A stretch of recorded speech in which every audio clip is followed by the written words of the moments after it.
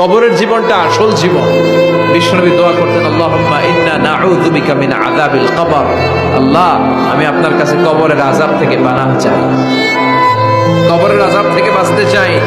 এই কবরের মধ্যে অনেক ফিতনা হবে, অনেক সুয়াল হবে। কবরে প্রশ্ন আছে না নাই?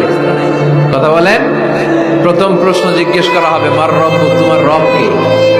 বলেন, আমাদের রব কে? ওয়া মা দীনুক, তোমার ধর্ম কি? বিশ্বনবীর চেহারা দেখিয়ে বলা হবে, তাআরিফু মান হাযা রাজুল, এই লোকটারে চিনো? আমরা কি বলবো? আমরা চিনি, উনি আমাদের প্রিয় রাসূল মুহাম্মদুর রাসূলুল্লাহ সাল্লাল্লাহু আলাইহি ওয়াসাল্লাম।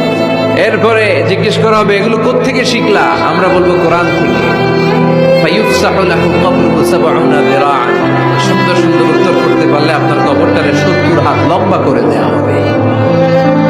ইফতাহু লাহু বাবুন ইলাল জান্নাহ, জান্নাতের দিকে একটা দরজা লাগিয়ে